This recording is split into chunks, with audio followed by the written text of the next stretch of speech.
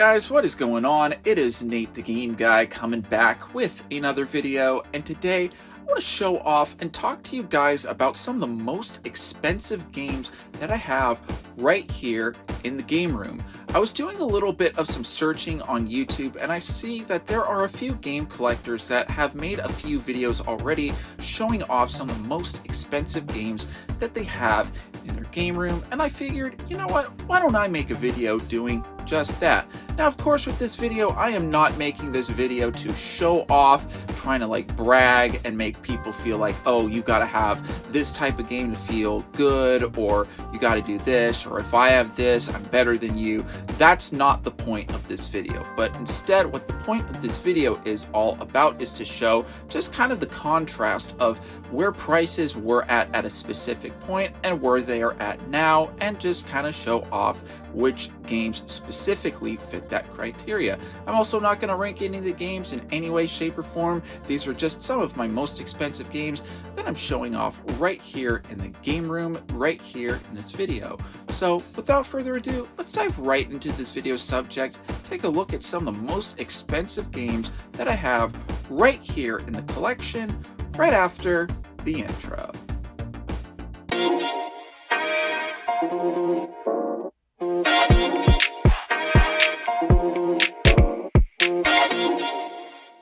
Alright, so the first game that I'll show off is Hyperdimension Neptunia Rebirth 1, the Collector's Edition. I pre-ordered this game back for $100 to $150 in 2014, and this game, if you get it with the Collector's Edition for the PlayStation Vita, this is easily $1,000 to buy. No exaggeration, that's how much the going prices are for this. Now, of course, as someone who's really been into the Neptunia series since the beginning over here in the States, I have bought every single limited collector's edition since the series has started, so of course it's no different. But I will say it is very surprising that this collector's edition has such a steep price point in this day and age. Now, another game that I want to talk about right here is Sega Ages for the Sega Saturn. This is a compilation disc that has Outrun, Space Harrier, and also Afterburner 2. This is a pretty solid compilation disc, and they all use the arcade ports of these games. However, I remember I paid $300 for this game, and I looked at price charting before I made this video, and I see that a complete in-box copy is now $400, so it's gone up $100 in value since I've bought this game. The Sega Saturn is easily one of my favorite consoles to collect for. It's certainly not a cheap one, but hopefully one day I hope to get a complete set for it one day, because I do enjoy the console that much. And I will say, at least with my Saturn collection, that's at least one more game that I don't really have to pay too much into trying to finish the set for along the way. Now, this is a game that certainly comes to my mind when it comes to games that have really gone up in value as the years have gone by, and that is The Misadventures of Tron Bone. I paid $100 for this game back in 2010. And to this day, I still have not played the game, although it looks pretty fun and like a pretty decent game. I really hope to try it out one day, as I said that like 15 years ago.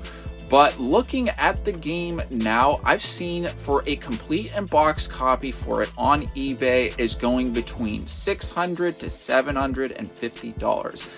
I gotta say, I think I bought, not necessarily at the perfect time, but I think I bought it at a good enough time before it got really crazy up in prices. So whenever I'm thinking about games that are expensive in my collection, this is one that really comes to my mind just because of the crazy increase in value of the game as the years have gone by.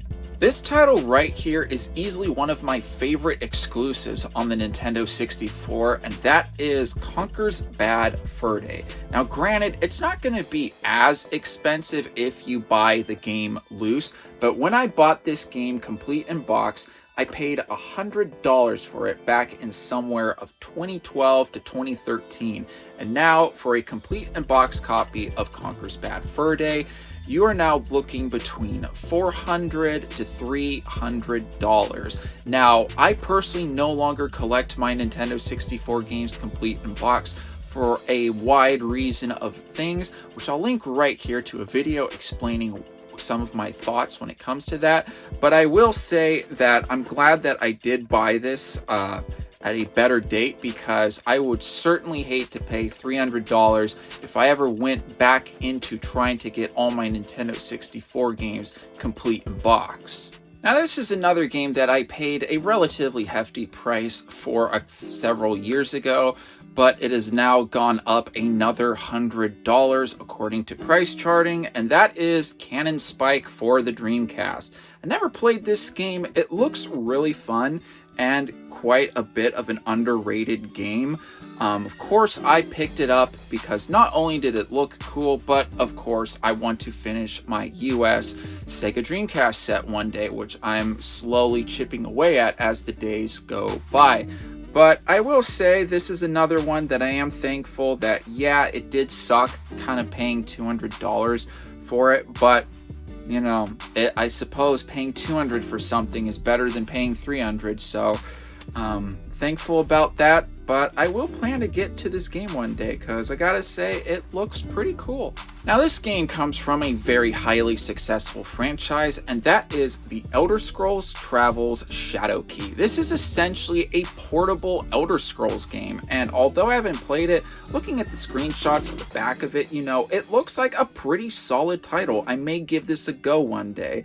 I did see it price charting that this game goes for about $300 complete in box, but just as I opened up my phone before I recorded this segment, I saw an ad from eBay showing that there's a $650 listing for this game. I didn't check to see if it's complete in box, new and sealed, or whatever, but there is a listing for this game for $650 back when this game would be clearanced out as low as $3 brand new from GameStop, like all the way back in the 2000s.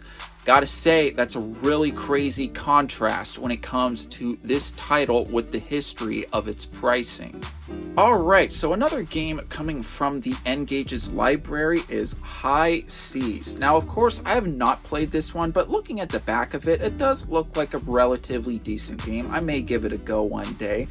And looking at price charting, this game goes for about $400 complete in box. I remember several years ago, I paid $200, $300, maybe even $400 for it. I don't know. But this is a relatively sought after title for the N-Gage.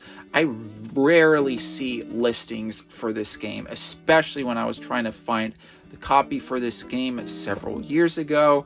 But I will say, overall, I feel like the N-Gage's library has become more expensive and more collectible. So, of course, it probably shouldn't shock anybody that this game is one of my most expensive games that I have right here in the collection, especially if the whole library of games for the N-Gage is just constantly going up. So, again, really no surprise there. Continuing along the theme when it comes to the N-Gage's library is Pathway to Glory Yakuza Islands. Now, interestingly, I can see that this game clearly came out during the era when World War II themed video games were a big thing. I especially remember it very well during the 2000s. However, looking at this seems to be more like a real-time strategy game. Never played it. I don't know if I really plan to play it. I mean, I'm sure it's a good game, but I don't know. I don't know if I would be willing to try this one day, but I'm sure it's pretty decent. Don't remember the price, how much I paid for it, and looking at price charting, I do see that the game is about $300 complete in box if you're bold enough to buy a brand new sealed copy off of somebody. Again, according to price charting, it's going to be double that at $600. So, as stated from before, I really do feel like the N-Gage has become more expensive over the years when it comes to picking up some games for the handheld. Now, bouncing back to the Sega Dreamcast's library is Illbleed. Now, this game looks like a pretty interesting horror game. I want to give it a go one day, especially considering there are a lot of horror games that I just haven't played yet, so I do kind of feel like I'm ready for another good horror title. Thankfully, I was able to pick this game up because I had a lot of trade-in credit to eStarland from all the different flips that I've done kind of over the years. I just had a bunch just piled up, so thankfully I was able to just get this game off of trade credit, no money like taken out for me whatsoever. But according to price charting, I do see that the game is almost about $300 complete in box. Again, not a cheap game on the Sega Dreamcast, but of course I can't wait to give this game a go one day. It looks relatively fun, so I might let you guys know how I like it one day. Now, whenever people ask what is the most expensive game that I own in the collection, it's easily Civilization, and this is not the most expensive collector's edition that I own, but a regular release of a game. This game is essentially a port of Civilization 2 for the PC. I paid $660 for this game about 3 or 4 years ago from an eBay auction. I had a feeling that this game could be $1,000 complete in box through a buy it now listing. Later down the line, my prediction was correct, and yeah, this is easily the most expensive game and the rarest game that I own right here in the collection, Civilization. I do not think that this game is anywhere close to worth paying $1,000 for the gameplay that you get out of it.